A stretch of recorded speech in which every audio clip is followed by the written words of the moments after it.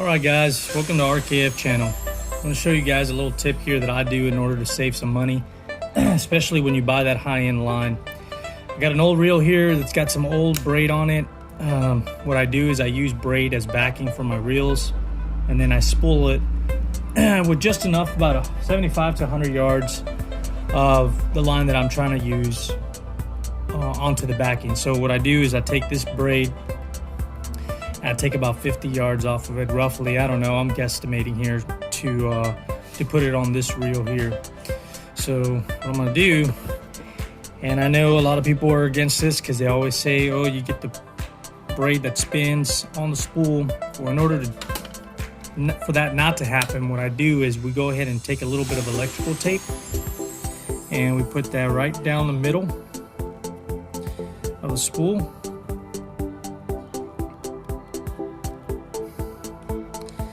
And what this does is it allows to have a base for it to not spin. And I've been doing this for quite some time already, and it works perfectly fine. One of the benefits to this is, of course, braid is a lot lighter, so what I do is, just to make it easy on myself, I just take this out and I tie the knot over here on the outside. Braid is lighter, so it's less weight on the spool. So what I do is I go ahead and just tie. I'm not crazy about tying any specific knot on this. I try to tie the smallest knot possible, because you're never really casting to this. So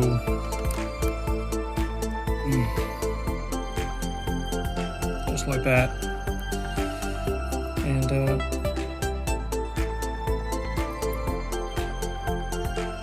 it'll bite down into that and it'll hold. I've never had an issue of it spinning. So in here,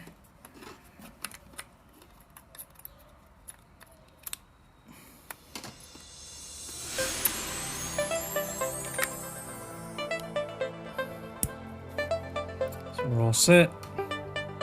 What I do is I just put a little bit of backing into this.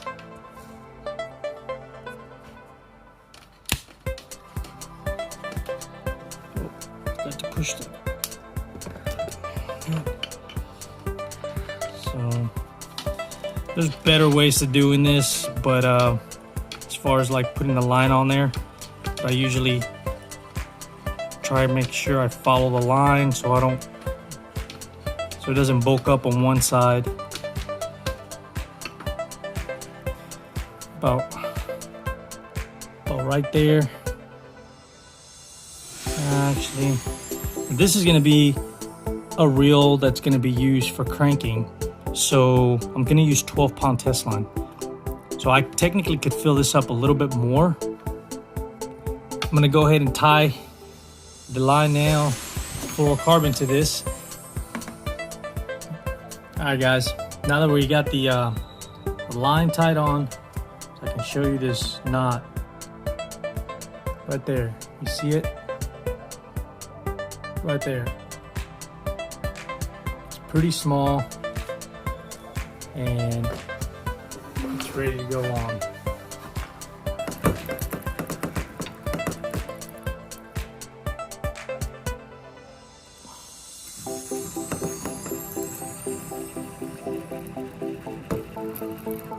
You guys get the idea. There's plenty of line in here, and I could still I still got about another 100, at least another 100 yards on my spool that I can use on another reel. So you guys can see that there's still a good decent amount.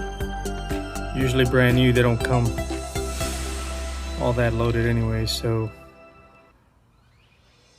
it's 200 yards. There's still a good decent amount that I can use off of this onto another reel. Or you can keep it as spare for leaders, Whichever way you decide to do it, your line is not going to spin. I've never had it spin ever. And I got 13 rods set up this way. Well, not exactly. I have 13 rods, but I do have about 3 of them. I think it's 3 that are direct. And that's because they have a really, really shallow spool.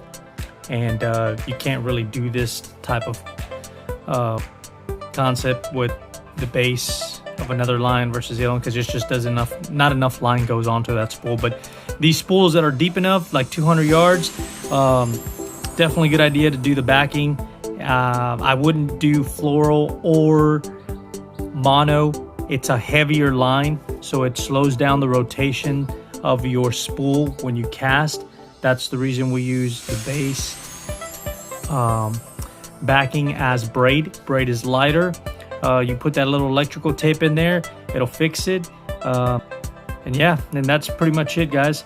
So give it a try. I feel like you do definitely get a little bit more casting distance this way, because you don't have the spool's not weighted down as much with the line, due to the braid being a little bit lighter on the base there. So just a little tip to save some money and get a little bit extra distance. Thanks for watching.